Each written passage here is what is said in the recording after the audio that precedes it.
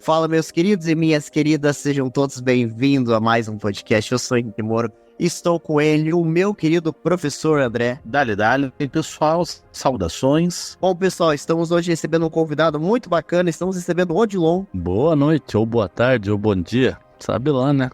Tá certo, dependendo do horário que você está ouvindo esse podcast. Bom, Odilon, vou pedir para você se apresentar um pouquinho, contar um pouquinho sobre a sua trajetória profissional e como você começou na área de tecnologia e hardwares e redes e tudo mais. Bom, meu nome é Odilon, tenho 62 anos e de uma forma ou de outra eu estou envolvido em tecnologia desde os meus 18 por aí.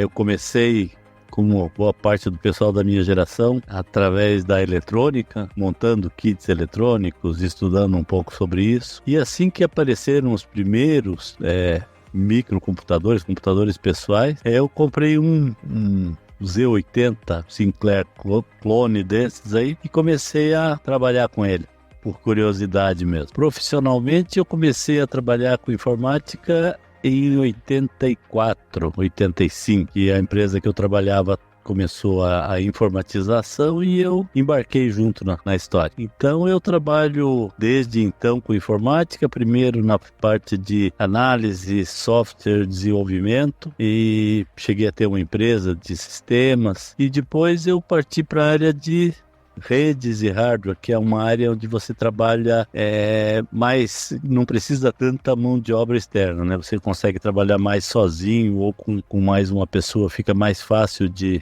trabalhar.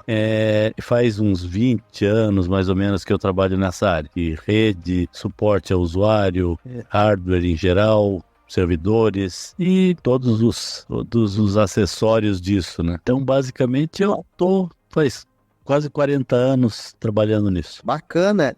E de lá pra cá você viu muita coisa ruim, né, Odilon? Muita coisa melhorar, porque assim, pegar uma época que você comentou ali que você com 18 anos, você comentou que comprou um Z580, é isso? Na verdade é um TK82, na época era o nome dele, feito pela a revista Eletrônica Moderna, alguma coisa assim, que lançou um clone do Z80, do Sinclair Z80. Pra você ter uma ideia, o computador ele tinha 2K de memória. Ele tinha o BASIC nativo e você executava os comandos direto nele. Ligava numa TV como monitor, né? E através de vídeo composto mesmo, e não tinha armazenamento, não tinha HD, você desligava o computador, perdia tudo que você tinha feito nele. Meu Deus.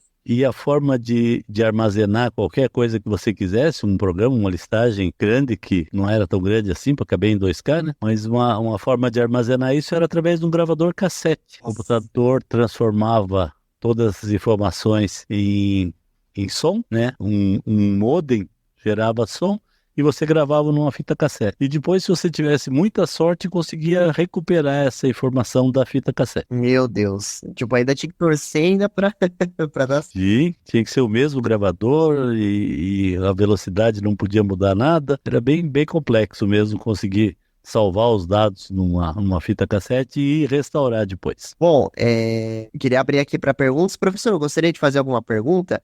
Eu fiquei bem curioso com essa questão ali da forma de gravação. Você era gravado, então, o conteúdo textual, né, que aparecia ali, né, no monitor, então era gravado como uma forma de som? Exatamente. Por exemplo, não sei se é do seu tempo, os modem que a gente tinha através de linha telefônica, aqueles modems que faziam aquele barulhinho estranho. Era exatamente isso que eu ia perguntar, se tem a ver com essa questão do modem, né, do barulhinho. Exatamente. Da internet de escada. Aquele mesmo barulho era gravado na fita. Interessante. Bem interessante. Na verdade, não existia nenhum meio de armazenamento viável naquela época. Existia disquete de 8 polegadas, alguma coisa assim, mas era caríssimo, né? Fora da realidade da gente. Então a única forma de você manter alguma coisa que você tivesse feito era gravando em fita cassete. É que eu me lembro das conversas que eu tinha com meu tio, que ele trabalhou como bancário ali no comecinho dos anos 80, 90, lá no Banestado. Ele comentava que ele tinha que cuidar dos computadores e tinha um disquete gigante que parecia tipo disco de vinil grandão. Exatamente. O disquete de 8 polegadas era um disquete realmente grandão, e ali dentro, quando você tinha um disquete de dupla densidade, dupla face, dupla densidade, acho que cabia, se não me engano, 128 KB, com um disquetão daquele. É que assim, eu sou um leigo, mas assim, kbyte seria o quê? Um tweet? Uma foto hoje, ela tem mais ou menos, uma foto de celular tem 2.000 a 3.000 KB. Nossa. Mas mais ou menos isso. Então, se quer uma foto ainda vai uma maior resolução, ainda vai mais, né? Vai muito mais. Uma foto simples de celular aí, resolução normal, ela tem por aí. E pra você ter uma ideia, o primeiro computador que eu tive, ele tinha 2 KB de memória. Então, para você executar o sistema operacional dele, que era nativo, ele ocupava uma parte desses 2 KB e o resto ficava pra gente trabalhar. E de vez em quando entupia essa memória e você não conseguia fazer mais nada. E eu tive contato, o primeiro computador que eu tive foi um Windows 98. Eu começou mais novo, eu peguei ainda a época do Windows 98. Que bom. E eu lembro uma história engraçada que, eu era criança, e como criança é burra, né? Eu chamei um amigo aqui em casa, nós tínhamos aquela mania de fuçar no querido painel de controle, né? Sim. Nossa, preparado o controle e mudei toda a fonte do computador, aí a letrinha era rosa, roxo, azul. Nossa, deixei o computador parecendo um restart, assim, você clicava assim o mouse. Nossa, meu pai chegou em casa, ele pegou aquele computador, aquele mouse, ele olhou, era uma cor. Aí ele ia clicar, a fonte tava de uma outra cor. O que você fez com esse computador? Eu troquei. Nossa, eu lembro que ele ficou possesso, assim, porque se fuçava, assim, eu ia trocando as coisas, eu gostava de mexer, eu sempre gostei de informática, assim, de fuçar coisas. Eu fui muito a fundo no painel de controle do Windows para aprender a mexer e tudo mais, né? Um tempo eu até tentei aprender Python, não deu certo, acho que eu ainda vejo que eu sou melhor no ramo da edição mesmo, né? Mas seguindo aqui nosso questionário, eu ia comentar para você falar as tendências tecnológicas, né?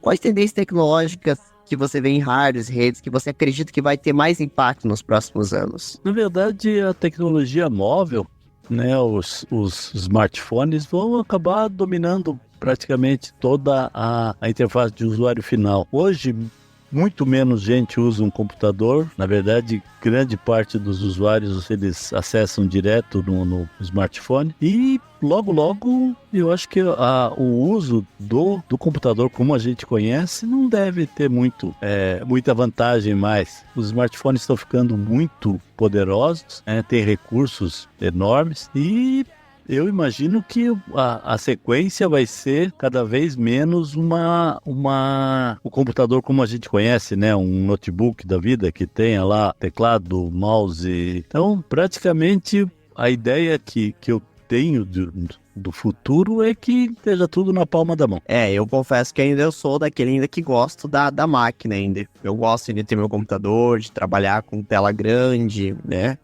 Daquela geração PC ainda. Eu confesso que ainda algumas coisas, quando é tudo no celular, eu confesso que eu também fico, tipo, editar no celular, por exemplo. Eu estranho um pouco ainda, pra mim ainda. Eu ainda vejo o computador ainda sendo, pra mim, uma máquina de trabalho. E eu também pensar, assim, no escritório, por exemplo, futuramente, se chegar no escritório e ser tudo pelo celular, é diferente, assim, imaginar um cenário desse, né? E pra você, o que você acha sobre isso? Você acha que os celulares vão dominar o mundo aí? Só vai ser celular daqui pra frente ou vai ter computador ainda? Olha, eu vou citar a minha situação. Eu sou uma pessoa que tem uma mão gordinha. E mexer com o celular, ficar ali mexendo nas coisas, fazendo coisas que precisa ali de muita precisão, pra mim é inviável no celular. O meu dedo é muito gordo. Eu vou mexer, clicar ali num botãozinho, eu aperto 30. Eu acredito que realmente, pode ser que para essa geração mais jovem, que pegue ali mais hábito, seja algo mais fácil, ou cria-se programas que tenham ali uma maior capacidade ali de detecção, mas eu sou da velha guarda ainda, eu ainda dependo de um computador, tanto para preparar atividade, quanto para me atualizar, para fazer a leitura de um texto ali. Gosto de uma tela grande mesmo, pela facilidade, e também pela questão assim, ficar ali no celular acaba forçando ali demais para minha vista, então eu sou da velha guarda mesmo, fico ali com o computador, coloco ali de vez em quando na tela da televisão, ali plugo ela para ter uma visão mais ampla, e para trabalhar mesmo tem que ser no computador. No celular não rende tão bem. Uma outra coisa também que eu percebo é as pessoas que agora, os livros digitais, né, os e-books, que agora tem o Kindle, eu comprei um Kindle, mas assim, ainda é difícil se acostumar ainda a trocar um livro físico por um Kindle. Não sei se todo mundo já chegou a usar um ou ver um. É legal, você consegue ler normal, é legal, pode controlar a luminosidade. Só que ainda assim é muito estranho você pegar um Kindle e, tipo assim, ter aquela sensação que você tinha quando você pegava um livro, cheirava o livro. Muitas pessoas gostam de ter esse contato com a folha e tudo mais. Não sei se o Odilon chegou a já ver um Kindle, assim, como é que ele é. Sim, sim. O Kindle eu vejo que tem essa questão ainda das pessoas estarem migrando para o digital, mas essa questão os livros digitais eu vejo que ainda o livro físico ele tem uma forte resistência ainda a ficar no mercado. Não sei se o professor já usou o Kindle também. Olha, eu já cheguei a usar. Nos colégios onde eu trabalho, tem ali um forte comitê para divulgação, né, um culto ao Kindle, para fazer todo mundo trocar tudo para Kindle, mas eu vou ser sincero, eu gosto do livro físico nem tanto pela questão do cheiro, dessa questão nostálgica, mas para mim é a questão do funcionamento do livro. Pegar ali, folhear, ter essa questão do dimensionamento espacial dos conteúdos, para mim é muito importante.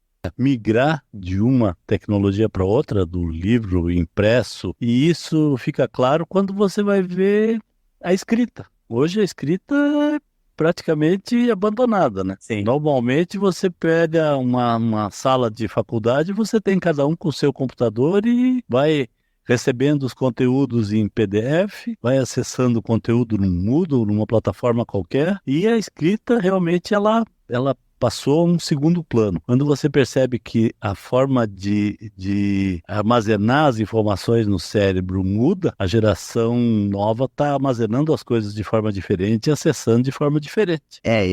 Confesso que essa questão que o professor comentou ali do rapaz, essa é a primeira vez que eu vejo alguém falando, tipo, que realmente tinha dificuldade de folhear o livro. Realmente, eu já vi, assim, pessoas com dificuldade. Já vi pessoas, tipo assim, achar que tudo... Por exemplo, vai pegar um computador, a pessoa acha que é touch, assim. Isso eu já vi muitas vezes acontecer. Mas, realmente, a gente vê que a tecnologia, nesse ponto, ela tá chegando num nível que as pessoas... Tudo tá virando tecnológico, né? E agora com a chegada também, que eu quero conversar no finalzinho, sobre as inteligências artificiais, tá chegando também num nível, assim... Por exemplo, você bate uma foto do quadro do professor, ele transcreve tudo para você. O próprio Google Lens também, ele serve muito para resolver problemas ali e tal. E, Odilon, eu queria perguntar para você se você já teve alguma ideia de desenvolver algum projeto assim, de algum aplicativo, ou, enfim, algum programa para computador. Se você já teve alguma ideia, alguma coisa que você desenvolveu também e tudo mais. Eu já desenvolvi vários softwares, né, para várias situações específicas, e eu trabalhei a grande parte do tempo com desenvolvimento de sistema, e já fiz, nossa, uma porção de coisas, inclusive resolução de problemas teóricos, assim, com o programa, usando força bruta, tentando resolver todas as variáveis, todas as possibilidades de um problema. Então é uma coisa que cada vez mais, pela capacidade das máquinas, fica simples. Por exemplo, você pega uma senha aí com 4 dígitos, se forem 4 dígitos numéricos, você tem 10.000 combinações possíveis. Isso, em milissegundos, o computador checa todas as combinações possíveis e resolve a tua senha. Então, a utilização dessa capacidade de processamento para fins práticos é uma coisa muito atual, né? A gente consegue hoje quebrar senhas enormes aí apenas com força bruta. Por isso que existe tanta necessidade de você usar uma senha forte no e-mail ou em algum cadastro, alguma coisa que você dê muita importância. A senha forte é mais difícil de ser quebrada. Mas se você pegar um computador suficientemente potente, ele vai testar todas as senhas, por exemplo, 8 dígitos com letras, números e caracteres especiais. Em vez de demorar 1 milissegundo, ele vai demorar 15, 20 minutos para para checar as combinações possíveis. Pois é, essa questão de senha, assim, a gente percebe muito. E essa questão, como é que funciona essas fraudes em banco, por exemplo? Que o pessoal consegue fraudar, entrar no seu sistema. Porque assim, eu já fui vítima uma vez de fraude bancária. Eu lembro que eu tinha o programa, por exemplo, do Bradesco no meu computador. E eu lembro que travou a tela do meu computador, ficou travado uns 10 segundos, aí eu voltei a mexer, aí tinham feito um pagamento de um IPVA de um carro de São Paulo. Aí eu entrei em contato com o banco, eles pediam para abrir o boletim de ocorrência, consegui ressarcir esse valor, mas eu fiquei sempre... Aí, claro, mandei o computador formatar, né, porque não sabia o que tinha acontecido. Tinha recém comprado o computador de um amigo meu, aí mandei formatar, mandei colocar o Windows novamente, né? Depois nunca mais tive esse problema. Mas como é que vocês tem alguma ideia assim de como, pelo menos, esses hackers agem para conseguir ter acesso às senhas ou entrar de fato no seu computador? Na verdade, a gente abre as portas do seu computador para os outros, né? O próprio Windows tem um sistema de acesso remoto que permite que uma pessoa te ajude no caso do teu computador ter um problema. E fora os programas clássicos de acesso remoto, né? Um TeamViewer, um N10, que são programas que assumem o computador. Além disso, você pode criar um cavalo de Troia, que é um utilitário do Bradesco, por exemplo, falso. Aí você entra no utilitário achando que está no Bradesco e quando você vai ver, você está trabalhando numa página que um hacker colocou para você. Então não é muito complicado a forma de acontecer. Só que a gente tem que ter em mente que essa pessoa, esse hacker, ele não está em contato com o Bradesco. Então a tua senha, por exemplo, quando você digita ela, ele recebe essa senha lá, remota, e daí ele entra num utilitário de banco usando a senha que você forneceu. Caramba, o cavalo de Troia, então. Quando eu falo cavalo de Troia, na verdade é um vírus criado por um hacker, então. Exatamente. Um cavalo de Troia é alguma coisa que parece ser inócua e no fim é um programa que vai roubar os teus dados, né? Pois é, agora faz sentido usar o nome cavalo de Troia mesmo. Eu nunca entendi por que o nome do vírus era cavalo. Eu achava que era porque deixava mais lento o computador. Agora faz todo sentido. É uma forma de atacar o computador. Então tem phishing, por exemplo, você recebe um link qualquer, clique nesse link e você vai concorrer a um carro zero. Aí você clica no link e eles pedem os seus dados, né? Pedem lá seu nome, seu CPF e vários dados ali. De posse desses dados, eles conseguem fazer muita operação. Tem gente que consegue ir num banco e fazer um banco desses virtuais, né? Banco, conta online, e consegue fazer um cadastro com isso, né? Aí você está abrindo uma conta num banco e não sabe. A pessoa tem o teu CPF, tem tua data de nascimento, tem os dados daí da tua conta e consegue fazer muita coisa. Tem gente que coloca, mande uma foto do teu RG e você manda a foto do RG. Quando você vai... Tá enrolado. Exatamente. Isso já apareceu várias vezes para mim, né? Eu acho que essa questão aparecia muito quando eu era mais novo, entrava em site de joguinho, aí aparecia direto essas propagandas de concorrer carro, ou você ganhou um telefone celular, e aparecia bem explícito, assim, aí você clicava, aí sempre aparecia para você preencher um formulário. Se o professor também já passou por isso, professor, de entrar em algum site, mostrar que você ganhou alguma coisa e tal. Desse tipo de coisa, nunca entrei, nunca caí, porque eu me cuido bastante. O que eu sofri foi o ataque do chamado backdoor, de usar um programa para trabalho e daí descobrir uma fraqueza e explorarem isso. Eu sempre falo assim, e antivírus, tem algum que você indica, Odilon? Ou todos eles são mais ou menos assim, eu usava? Tinha uma Avast que geralmente enchia o saco quando a gente baixava no computador, não gostava muito daquele Avast.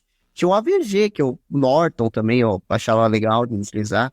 Na verdade, todos os bons antivírus, eles são, na minha opinião, são equivalentes e suficientes. Mas o problema do antivírus é que ele, quanto mais seguro ele é, menos funcional o computador fica. Então, se você vai pegar um antivírus como o Norton, o McAfee, ou um Avast pago, ele vai, se você ativar toda a funcionalidade dele, o teu computador fica meio manco para usar, porque tudo ele vai querer bloquear. Então, tudo a gente precisa ter um limite, né, entre a usabilidade e a segurança. Na verdade, a maior segurança é o bom senso de quem está usando. Eu sempre falo para os clientes isso. Se você tem bom senso, por exemplo, eu recebo acesso ao Instagram e lá uma ferramenta que custa R$ 900 está por R$ 69,90. É impossível, não tem como uma pessoa comprar um negócio de R$ 900 por R$ 69,90. E certamente é um golpe. A pessoa tem que desconfiar de uma coisa absurda, né? Então a gente tem sempre aparecem as promoções meio estranhas pra gente, e quando você vai atrás, normalmente a pessoa é pega pela necessidade ou pela vontade de ter uma vantagem irreal. Aconteceu isso, já era, né? É a mesma coisa que os golpes de criptomoedas, os golpes de várias versões da mesma coisa. E o pessoal que usa torrent? Nunca utilizei, mas todo mundo sabe que tem um certo site aí que você entra lá e você consegue baixar as coisas de graça.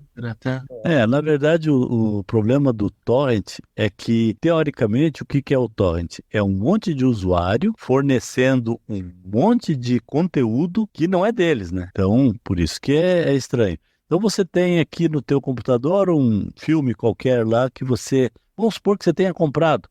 Baixou um filme, comprou, pagou por ele, mas você pagou para assistir. Quando você coloca ele no torrent, outra pessoa vai poder assistir isso, né? E daí você está está compartilhando uma coisa que não é sua, você só pagou pelo uso, não para compartilhar. E o torrent é isso, é um lugar onde as pessoas colocam dados, informações, softwares, vídeos, músicas para serem compartilhados sem que o titular do direito autoral receba alguma coisa. Lógico que, como a gente sabe, muita gente tem essa necessidade ou essa vontade de, tá lançando um filme agora, eu quero assistir antes que chegue no cinema. E os criminosos, os cybercriminosos, eles se aproveitam dessa vontade e colocam junto com esses softwares, os cavalos de Troia, vírus, phishing, todo esse tipo de coisa. E tem o Telegram agora também, que também entrou nisso daí. O Telegram acho que é até pior que o Torrent, porque o Telegram, ele compartilha em nuvem. Tipo assim, você não precisa baixar, teoricamente.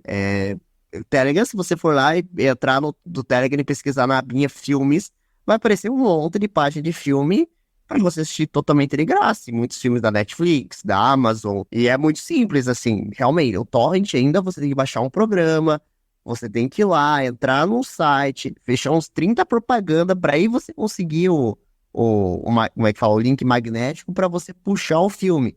Então, ou seja, ainda dificulta um pouquinho mais. Agora, o Telegram virou terra de ninguém. O Telegram, literalmente, ele virou um negócio, assim, que a surreal é curso. O que mais tem no Telegram, eu acho que são esses cursos, assim, de coach. Tá jogado lá de monte, assim, espalhado, ó. Tipo assim, literalmente, você clica em acessar, ele abre ali o chat e você assiste. Tipo assim, sem precisar baixar num playerzinho de vídeo ali, que é o dele. Então, assim, o Telegram ali também, eu não sei até que ponto eles vão deixar isso, mas o Telegram virou uma terra também bem sem lei ali e tudo mais, né?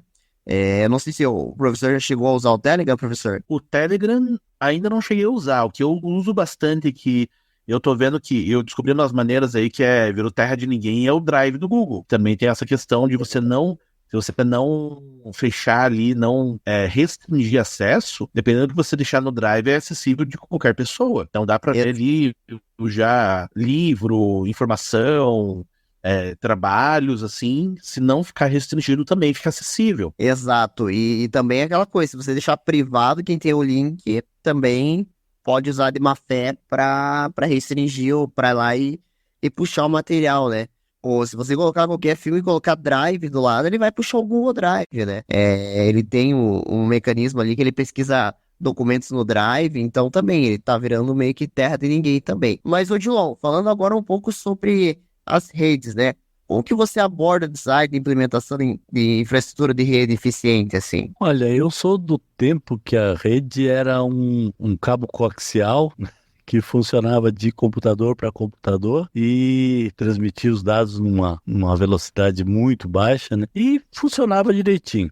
Logo depois começou a Ethernet, né? Que é esse nosso cabo aí de 4 pares, 8 vias, que na verdade a rede normal usa só 2 pares desses, e na verdade não tem não tem limite mais, né? Hoje você tem fibra ótica rodando direto, wireless de grande velocidade rodando direto. Vai do equipamento que você está disposto a investir. Se uma pessoa tem uma capacidade de investimento boa, hoje você não tem mais fio, cabo, nada, você trabalha no Wi-Fi dentro de um prédio sem perda de performance nenhuma. Realmente o Wi-Fi, ele é muito bom, assim, eu vejo que ele trouxe uma comodidade muito legal pra gente, assim, porque eu lembro não sei se o professor André lembra, mas eu peguei a época da internet discada ainda, que era complicado fazer um barulho, e era devagar demais, pra você ver um vídeo no YouTube, olha, você tinha que ficar esperando carregar, e demorava, aí você rodava um pouquinho, aí você, tipo, travava o vídeo, aí você tinha que esperar um pouquinho mais. Não sei se o professor pegou essa época, professor, da internet de escada. Eu já peguei um pouquinho da transição, porque eu fui ter um computador, eu já estava na faculdade. Eu fui ter meu primeiro computador lá em casa em 2007. Daí já estava, a gente ficou, acho que uns um ano e pouco com internet de escada. Daí meu pai sempre falava, só dava para acessar no sábado de madrugada para fazer trabalho, essas coisas. E daí era mais barato o custo, e depois a gente tinha a ADSL. Depois foi pra internet com o modem e tudo mais. Eu tive desde que era criança eu tive internet de escada, assim, mas era aquela coisa, eu mesmo lembro, assim, que era realmente complicado, tal, depois veio a internet que não era de fibra, era outro estilo, o Wi-Fi, essa eu lembro mais, era a internet de 1 mega, 2 megas, assim, que aí você lembra de jogar joguinhos com o Rabu, com o Penguin, que geralmente quando era criança, fazia também os trabalhos da escola, mas eu lembro muito da internet antes de ser a fibra, né, que a internet mesmo, que era antes da fibra ótica, que era de cabo normal, né, como é que era o nome, Odilon, desculpa. Depois que passou a internet de escada, começou a vir a tecnologia de ADSL, que era a internet sobre a linha telefônica, mas sem usar o som, né? Então você trafegava dados já direto na linha. Porque a internet de escada, ela trabalhava com áudio mesmo, com som. Então você discava o teu modem, o primeiro modem que eu tive tinha 2.400 bps, né?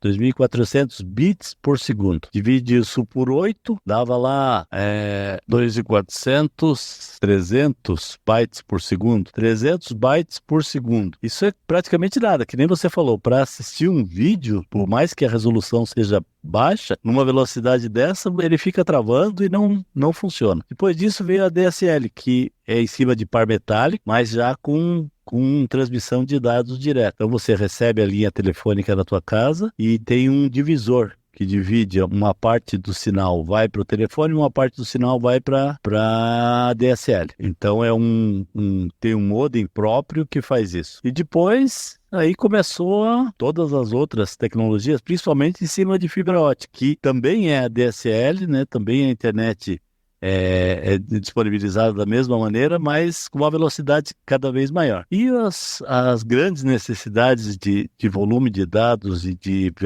velocidade de dados usam links diretos.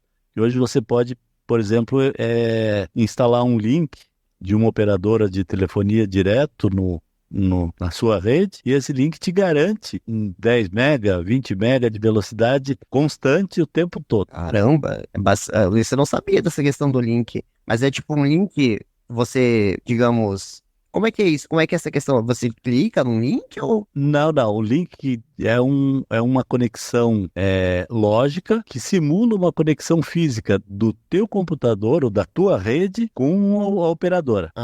Então tá. é como se você tivesse um par de fios ligando você na Vivo. E esse link é extremamente mais estável que uma linha qualquer de dados. Bacana, legal. É bem interessante isso, porque realmente eu não tinha informação sobre isso, né? Mas agora com a chegada da internet de fibra, a gente percebe que por exemplo, eu sempre tive problema aqui em casa com a internet, porque a gente sempre teve um sinal muito instável. A gente tinha internet da Oi, então sempre oscilou muito, né? E antes de chegar a fibra, acho que a fibra chegou aqui no meu bairro em 2022, 2021. Porque até então eu fiz a minha faculdade inteira e às vezes eu sofria com essa oscilação da internet. Às vezes era complicado você e daqui a pouco não funcionava, principalmente quando começava a chover, oscilava muito o sinal. E depois que veio a fibra, ela se mostrou muito estável, né? Ela se mostra bem rápida. Até a gente ficou mais tranquilo com relação a isso, né? A gente até, quando vê um vídeo do YouTube, tipo assim, trava, você até estranha, porque não é mais comum com a internet de fibra você sofrer com esse tipo de coisa. Eu lembro que antes de chegar a fibra, era só assistir um vídeo no YouTube. Se eu tivesse, dependendo do lugar da casa, eu não conseguia assistir, né? Agora com a fibra, não, a fibra é uma internet muito mais rápida, chegou numa velocidade muito acima. Você vai baixar hoje um dado de 2, 3 gigas, que, poxa, se na minha internet antes, ela demorava em algumas horas, às vezes, para baixar. Em questão de minutos, já baixa essa quantidade de informação, né? E, assim, a fibra, acho que ela tem tudo para ficar no mercado, né? Só que alguns bairros ainda não tem fibra ainda. Aqui em São José, pelo menos. Não sei se Curitiba acho que já tá toda aí em fibra, né? Não faço ideia. Na verdade, tem lugar que você não consegue internet nenhuma em Curitiba, É. né? Tem clientes que até conseguirem uma internet decente foi terrível a coisa. Entra em contato com um fornecedor, com outro, e hoje em dia, com a possibilidade da internet via satélite, aí consegue burlar esse problema. Mas tem lugares onde, eu acho que por causa dos postes e localização das centrais, tem lugares que a internet é muito precária. Nossa, mas em Curitiba tem lugar que não tem sinal de internet? Caramba. Sim, você consegue uma internet, uma ADSL, vamos supor, da Vivo, né? Mas com uma qualidade bastante precária. Tem lugar que não chega, da Copel, não chega. Tem cliente meu que não conseguiu internet num determinado lugar por meses. Até que instalaram, funcionou, mas depende muito do local. Tem lugar, principalmente se pegar no centro, é super complicado porque os postes são sobrecarregados, né? A parte de cabeamento no centro é muito complicada. Eu tenho um cliente que ele teve que alugar uma loja, uma sala num prédio, passar um cabo pendurado, um varal, para ele ter internet no escritório dele. Caramba, nossa. Eu achando que no centro, eu falei, não, aqui deve ter internet. Nossa, aqui deve chegar uma internet bem legal. Aqui centro, em Curitiba. Não sabia que tinha toda essa É que, na verdade, existe tem muitos fornecedores, né? Vários fornecedores, mas num determinado lugar você não consegue ninguém que te forneça internet, principalmente no centro antigo ali, prédios velhos, cabeamento velho, postes com dezenas de cabos ali que ninguém mais se entende, ninguém sabe o que é o que, então é bem complexo isso. Sim, sim. Professor, gostaria de fazer alguma pergunta? No momento, não. Sim, o que eu mais estava me lembrando dessas conversas é que durante alguns anos, se eu não me engano, tinha um buraco de vazio de rede entre São José e Curitiba. Eu me lembro que o meu pai reclamava muito quando meu pai é taxista, ele reclamava muito que quando ele um GPS e tudo mais, indo de São José para Curitiba, tinha horas que o sinal perdia total. Tinha um breu ali porque não tinha infraestrutura mesmo. E essa questão ali dos problemas de internet, eu me lembro muito das discussões na faculdade. Para conseguir uma rede de internet para uma sala lá que ia virar sala de estudos, foi um problema, demorou assim meses, quase 2 anos, porque realmente não tinha infraestrutura para suportar levar um cabo até lá. Porque ou tava os postes muito sobrecarregados, daí ninguém queria mexer no ninho de mafagafo, que era aquele monte de fio azul, amarelo, verde, tudo quanto é cor que tinha ali na rede, e para levar mesmo o Wi-Fi, né, mesmo via rádio, tinha um problema porque as torres de transmissão de energia bloqueavam. É bem complexo isso. A transmissão de dados é uma coisa bem... uma tecnologia à parte, né? Se você pegar, por exemplo, um par metálico, 2 fios transportam uma linha de voz e em cima dessa linha de voz uma linha de dados, que tem o limite da linha de dados em cima de par metálico aí, né? E não passa de uma determinada velocidade. Se você for ver uma fibra ótica, ela pode ter centenas de linhas de voz e centenas de linhas de dados dentro dela, de uma fibra. Bom, seguindo aqui o nosso questionário aqui, eu queria que você qual que são os seus desafios que você enfrenta hoje nessa área especial ali do hardware e redes? Qual que são os principais desafios que você enfrenta, Odilon? O principal desafio é o mesmo que eu enfrentei com software, é o mesmo que eu enfrento com suporte, é o usuário. O usuário cada um deles é diferente e cada um deles tem uma percepção diferente das coisas. Tem usuário que eu não vou mexer em nada que vai dar problema, tem usuário que eu vou mexer em tudo e não vai dar problema, e tem muita gente que acha que sabe, todo o ambiente de trabalho na parte de hardware é estranho, porque tem pessoas que têm conceitos formados a respeito disso e acham que nada vai mudar. Então a pessoa diz assim, quando eu comecei, o meu primeiro PC tinha um utilitário chamado Park. Esse utilitário, ele estacionava a cabeça de leitura do HD. Então, antes de você desligar o computador, você fazia um Park, ele estacionava a cabeça de leitura do HD para, se tivesse qualquer problema, você tivesse uma vibração, tudo não danificar o HD. E, lógico, foi mudando, os HDs começaram a ficar mais inteligentes, então tem o Auto Park, quando você desliga, tira a energia dele e ele estaciona sozinho o cabeçote de leitura. E tem muitos anos depois, teve gente que, mas como é que eu faço para dar um parque nisso?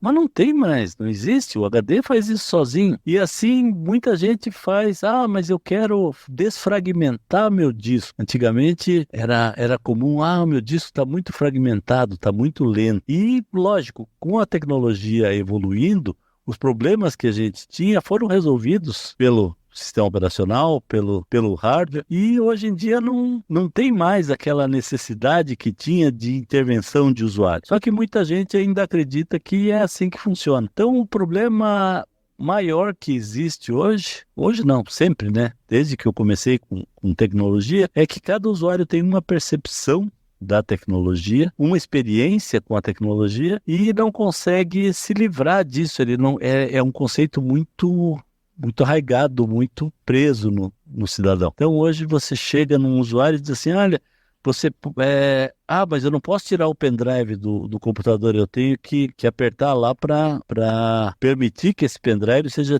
retirado com segurança, remover hardware com segurança. Sei lá, né? Cada pessoa tem uma forma de ver, né? Eu sempre não tive paciência com isso, não. Eu sempre fui daqueles que arrancavam o pendrive mesmo assim e remover com segurança. E na verdade o sistema operacional, ele trabalha muitas vezes com os dados em cache. Eles ficam gravados no teu HD e quando completa um pacote, ele transmite para o pendrive. E isso é transparente para o usuário. Então ele mantém esses dados aí para ficar mais rápido o uso. Se você está trabalhando assim e tirou o pendrive, você não conseguiu gravar nele a última atualização que você fez, por exemplo. Só que isso é configurável, isso você hoje não precisa mais trabalhar dessa forma, né? Então tem muita coisa que muda e o usuário não consegue entender que mudou. É bacana, isso realmente essa questão do pendrive realmente não sabia dessa questão da atualização. Muitas vezes você está gravando versões de um arquivo e a penúltima versão que você gravou, ela ainda está em cache, ela está guardada no teu HD ou na memória RAM antes de enviar para o pendrive. E ele só vai enviar quando completar um bloco, quando completar uma quantidade de informação que seja viável para mandar para lá. Ele não fica 100% do tempo atualizando. E se você tira o pendrive a qualquer momento, e se ele está configurado para trabalhar dessa maneira, você pode perder alguma atualização. Não é uma coisa comum de acontecer, mas antigamente acontecia muito mais. Com a maior velocidade, tanto de processamento quanto velocidade de gravação e leitura, isso vai ficando obsoleto. É isso que eu tinha falado para você do usuário. Então tem gente que tem eu preciso desfragmentar o meu disco porque o computador está lento. Ele não entende que o sistema operacional dele já faz isso sozinho, né? Já mantém os dados razoavelmente agrupados e não precisa se preocupar com isso. Bacana, interessante. E você, professor, você quando você usa o seu computador, você também é desses que arranca o pendrive antes de remover com segurança ou sempre remove com segurança, professor? Olha, eu sempre arranquei antes de tirar essas firulas aí, porque normalmente quando eu vou gravar alguma coisa no pendrive, eu espero ele. Ah, fechou ali a janelinha que passou tudo pro pendrive, beleza. E hoje a gente vive a nuvem, né, também. Eu acho que é o pendrive, realmente. Eu peguei a época do pendrive na faculdade, né? Mas agora é tudo nuvem hoje, tudo Google Drive. Sim. Eu, o tempo que ia pra faculdade, levava disquete. Tenho alguns aqui ainda guardado, né? Mas ainda hoje, tempo atrás, eu achei para vender na Casa China, tem alguns para vender ainda. Assim, numa caixinha, lá os disquetes ainda para vender, né? Mas assim, tem gente que usa ainda. Eu tinha um amigo do meu pai que ele trabalhava eu não sei se ele acha que ele era servidor ou alguma coisa assim. E ele tinha os disquetes, eu lembro, assim, que ele tinha muitos disquetes na casa dele. E o próprio monitor, né? Muitos monitores ainda você acaba vendo ainda a entrada para disquete e tudo mais, né? E, Odilon, que dica que você dá aí para alguém que está começando nessa área de tecnologia e hardware, redes e tudo mais? Na verdade, a maior dica é procurar informação, né?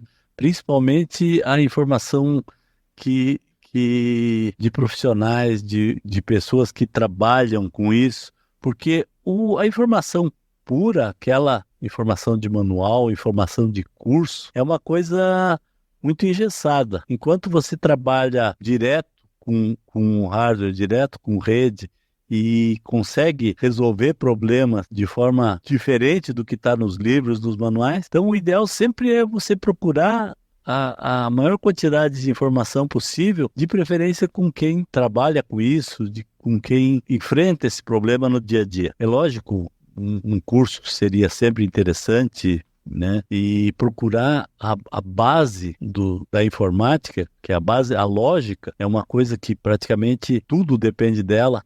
Todos os componentes são portas lógicas, são basicamente tudo que tem no computador é chave liga-desliga, tudo. Então, são chaves lógicas, né? Chaves que resolvem todos os nossos problemas. Se você for pegar um computador e analisar o que tem lá dentro, é tudo caminho, tudo chave.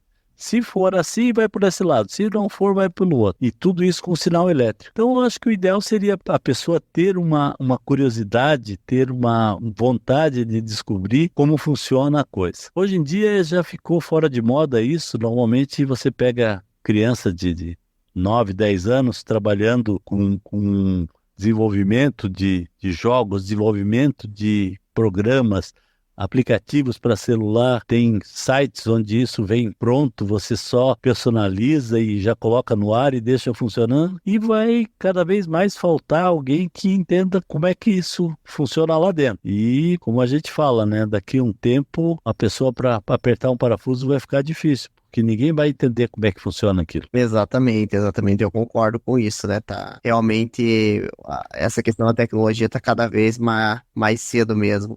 Bom, antes da gente seguir para o momento capcioso, professor, tem alguma pergunta? Tranquilo? Tranquilo, pode seguir, por mim pode seguir. Então, agora vamos começar o momento capcioso, né? Antes da gente encerrar nosso podcast, eu queria bater um papo sobre inteligência artificial. Eu gosto muito da inteligência artificial, utilizo ela muito ao meu favor, tanto para fazer jingles quanto para a parte de polimento. Agora, hoje mesmo chegou uma inteligência artificial que no próprio WhatsApp, né? Eu uso o chat GPT no próprio WhatsApp, posso mandar áudio, ele responde.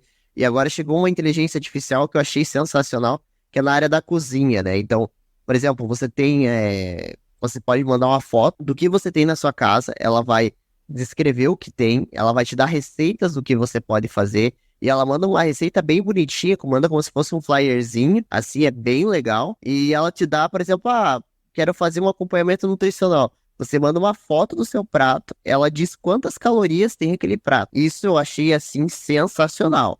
Essa ferramenta, né, ela na verdade virou uma balança, ela vira um mestre cuca, ela te mostra ela mostra como é que faz as receitas.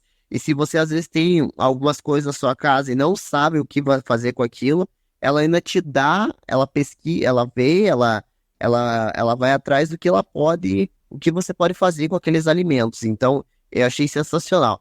Eu queria perguntar para você também, Odilon, e também perguntar para o professor, o que que você acha sobre inteligência artificial? Vai vir dominar o mundo? Veio para suprir aí, ajudar as pessoas? O que que você acha sobre isso, Odilon? Olha, eu sou um velho, tenho 62 e um idoso, né? Não, velho é triste, né? Sou um idoso e eu acho que a inteligência artificial, ela é extremamente limitada. É que nem você falou, você tira uma foto do teu prato, ela diz, o teu prato tem 600 calorias. Ele não sabe se você usou manteiga, margarina ou azeite para refogar aquilo.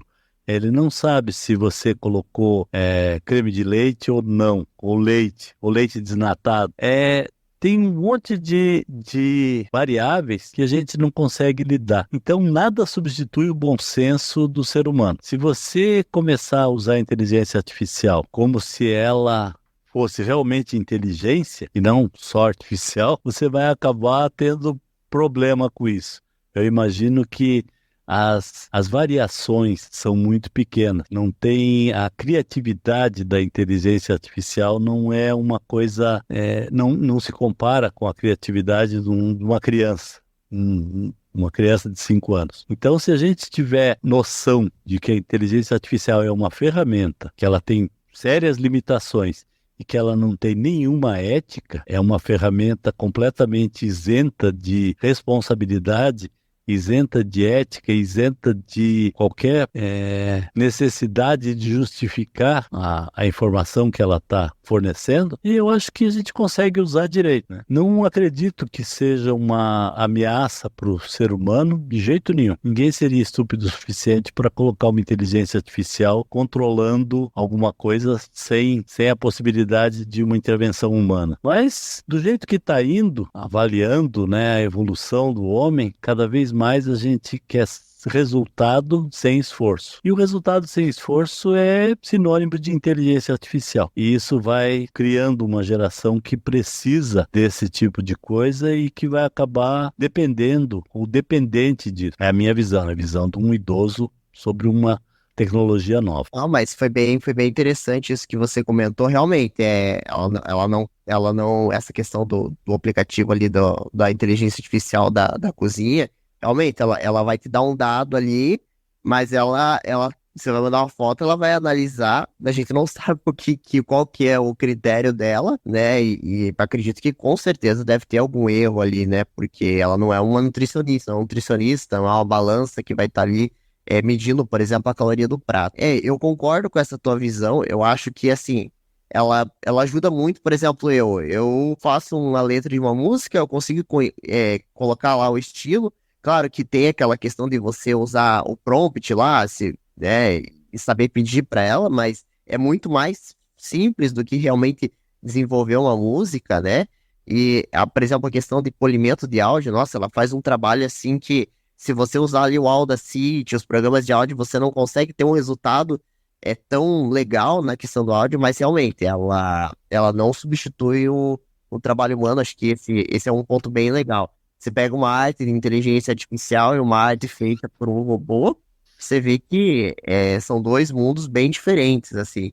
É claro que é impressionante você ver a máquina entregar uma coisa, assim, a olhos, assim, ou a gente olhando, muitas vezes a gente até se confunde, mas você percebe que o trabalho humano ainda, a máquina ela não consegue ter um senso ainda de credibilidade para passar para as pessoas. Então eu concordo com esse ponto de vista, assim, e realmente ela forma uma geração de pessoas assim que é só pedir, a máquina faz, né? Então realmente ela tá formando uma geração, mas é claro que ela tem N pontos, né? Por exemplo, a questão ali do polimento, eu vejo assim que, nossa, para mim ela deixou muito na mão da roda. Ela tira um trabalho que é um trabalho ali que de polir o áudio e tudo, ela deixa um áudio muito legal, muito bacana, mas realmente a gente tem que entender que ela não substitui o trabalho humano. E você, meu caro professor, o que você acha sobre inteligência artificial? Eu vou concordar com a visão do Odilon e também com a sua, Henrique, ali. unindo ali esses dois pontos, porque o que a gente chama de inteligência artificial nada mais é do que um sistema que acelera um processamento de dados e acelera uma compilação de dados. Não tem parâmetro, não tem nenhum rigor, não tem nenhum tipo de qualificação. E assim, a gente está criando uma geração que está achando que a inteligência artificial pensa por conta própria. E não é assim. Se você não delimitar exatamente o que é pedido, o que você busca dessa ferramenta, ela vai gerar coisas desastrosas. E assim, é engraçado ver como tá cada vez mais comum, no caso, por exemplo, do uso de chat GPT e inteligências artificiais para fazer trabalho. E assim, são trabalhos que às vezes é muito fácil pegar quando foi feito por inteligência, porque às vezes são questões muito simples, que o aluno pega e vai usar a inteligência. Teve uma situação que eu pedi para os alunos pegarem uma letra de música de uma banda, e assim, eles pegaram e nem para se dar o trabalho de pesquisar no YouTube. Eles já foram direto no chat GPT, música tal banda. E o chat GPT pegou uma coleção de palavras aleatórias que se referenciavam àquela banda, juntou tudo e fez um bem bolado. Então assim, se você não saber usar, não saber o que, né, o melhor para retirar dessa inteligência artificial, na verdade, isso daí só vai te prejudicar. Mesmo você, Henrique, quando você usa a inteligência para polir o som, você já tem um objetivo específico. Você não usa qualquer inteligência artificial, você já tem ali uma visão bem qualificada. E essa geração moderna, essa geração nova que está chegando, eles usam de qualquer forma, de qualquer jeito, sem ter nenhum tipo de pensamento crítico sobre isso. E assim, é engraçado como a gente está caminhando cada vez mais para uma geração que quer a coisa muito rápida, sem esforço nenhum, que acha que a máquina pensa por conta própria e esquece que a máquina é uma máquina. Ela faz exatamente o que você mandar. Ela não vai fazer nada além daquilo. Ela não vai pensar por conta própria. E Pode terminar, professor. Desculpa, eu me cortei, mil perdões. Não, sem problemas. E às vezes, por exemplo, acontece, como a gente tá vendo agora, que a galera usa para fazer, usa uma inteligência artificial para fazer café, e quer tirar uma mousse de chocolate. Não vai conseguir, vai dar certo isso. E tem um outro porém também, por exemplo, essa questão do polimento de áudio, claro, ela vai polir o áudio, mas a parte, por exemplo, da edição, de sonorizar, ainda, claro, é feito totalmente manual. Ela deixa um arquivo bruto muito melhor, por exemplo, esse áudio aqui, ela vai deixar um arquivo de áudio totalmente sem ruído nenhum, para eu chegar ali no meu computador e editar. Mas eu sempre escuto o episódio até o final, vou ponderando ali alguns momentos, dependendo do episódio, vocês têm que fazer alguns cortes, né? E esses cortes, eles têm que ser feitos manual. Tem até uma inteligência artificial que faz isso. Só que ela não faz muito bem, não, porque eu já até tive interesse de ver como que é e tal. Ela é paga ali, que é o Opus, que ele faz alguns cortes, mas é aquela coisa, ela vai julgar o que ela acha melhor para fazer, né? E essa questão, por exemplo, da inteligência artificial, ela tem a inteligência artificial que ela faz os jingles ali, você escreve a letra da música, o Suna, né? Você escreve a letra da música, você vai lá, pede para ela o gênero, você vai testando diversas melodias ali. Geralmente eu gosto de pegar duas, assim, para ter uma base, e depois eu faço uma animação, que aí sim, é todo um trabalho, que aí eu tenho que pegar o boneco, fazer a movimentação, fazer ele mexer a boca ali, que aí eu uso o programa da Adobe mesmo, e a Adobe, ela tem investido muito em inteligência artificial, Photoshop agora tem também. Quero tirar aqui essa imagem da minha foto. Você vai lá, pinta esse objeto e sinaliza para ela tira, né? Porque antigamente no manual mesmo era bem complicado. Então ela tem algumas ferramentas que realmente são fantásticas, você pode usar para trabalhar, mas assim, ela não fica. Você tem que ter ciência de que a música feita por inteligência artificial, ela não vai substituir uma música de uma cantor, enfim. Mas ela deixa, por exemplo, o teu projeto um pouco mais original. Porque, por exemplo, o Gimito produz músicas, legal. Dificilmente você vai ver outro podcast que produza jingles ali e tudo mais, né? Eu não vi até pelo menos um outro podcast que fazia isso. Então, o Lume, ele faz filmes. Se você for lá e descrever uma cena, ele cria cenas. Basta você usar a tua criatividade, pegar um editor de vídeo e começar a construir uma história em cima disso. Vai usar a tua criatividade. Aí a inteligência artificial, ela vai deixar o caminho mais fácil do que você ter que pesquisar uma cena na internet. Ela vai deixar o trabalho mais original. Mas, claro, você que vai ter que editar, trabalhar em cima desse projeto para que saia alguma coisa. Tem gente que tá fazendo filme já com inteligência artificial e as cenas feitas por IA tem que ser construída frame por frame, né? Geralmente ela cria 3, 4 segundos e aí o cara vai construindo um cenário. Você pode ver que toda a cena de inteligência artificial, ele fica mudando a cena. Ele sempre fica se remodelando a cada segundo ali, porque realmente você claramente vê que aquilo não é feito por um humano, aquilo é feito por uma máquina, né? Porque fica bem, bem distópico, assim, uma obra de arte de um filme original e de uma feito por inteligência artificial. Mas, gente, queria agradecer aqui a presença, mais uma vez, do nosso querido João. Obrigado, João, de coração mesmo, por ter participado hoje. Foi um prazer e quando precisar, vamos continuar essa conversa, porque não tem fim, é muito grande. Sim, sim.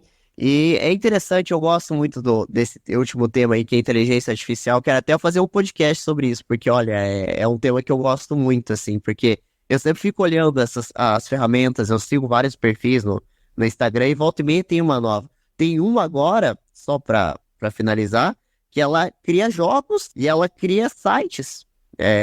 Tipo assim, quero criar um site, uma rede social, sei lá, uma rede social do Gimito. Ela vai lá e cria em uma questão de segundos. E isso eu digo que ela pode criar um site, um joguinho, claro, de uma forma bem simples ainda, né? Mas assim, realmente, quero construir um joguinho aqui de xadrez. Ela vai lá e constrói todo o site de jogo de xadrez. Aí também basta usar ali a criatividade, pensar em alguma história, alguma coisa e ir testando ali os modelos, né? Isso eu vejo que ela pode ser usada, mas tem que ter também a criatividade, também tem que trabalhar em cima, porque o prompt, né, que é o que você escreve para ela, tem que saber enxergar e saber pedir para usar as informações corretas para você. Claro, isso também exige um grande tempo, porque ela cria, você percebe que ela é devagar, ela não é, ela é bem assim, ela não consegue muitas vezes entender o que você pede, né, de forma correta, concreta e tudo mais. Mas, mais uma vez, professor, também queria agradecer pela tua presença hoje. Obrigado. Que é isso, eu que agradeço pelo convite, pela participação. E sempre pode me chamar, especialmente para discutir tecnologia, questão de internet, aí, questão de computação. Opa, estamos aí sempre, né, mantendo a atualização. E afinal, é dever de um professor estar um passo à frente dos seus alunos, para bem ou para mal. Com certeza. E, alunos, não usem inteligência artificial para fazer seus trabalhos da faculdade. Isso é muito errado. Pesquisem, leiam livros, porque é muito importante. Até porque vocês podem usar a inteligência artificial, mas usem para trazer alguma coisa de útil, né? Às vezes para trazer um conhecimento novo, mas não copiem trabalhos de inteligência artificial, porque isso é muito feio, de verdade. Inteligência artificial é sempre aquele texto padrão, chatinho. Então, realmente, use a inteligência artificial para o bem, pode usar para estudar, mas não dê Ctrl+C, Ctrl+V no seu trabalho aí, porque isso é muito feio. Você tem que concordar com o professor que quando as pessoas vão lá agora ficam copiando o trabalho de inteligência artificial, eu acho isso também muito, muito descarado, assim, sabe? Bom, gente, queria agradecer mais uma vez. Muito obrigado e vamos ficando por aqui. Até a próxima. Até logo, um abraço.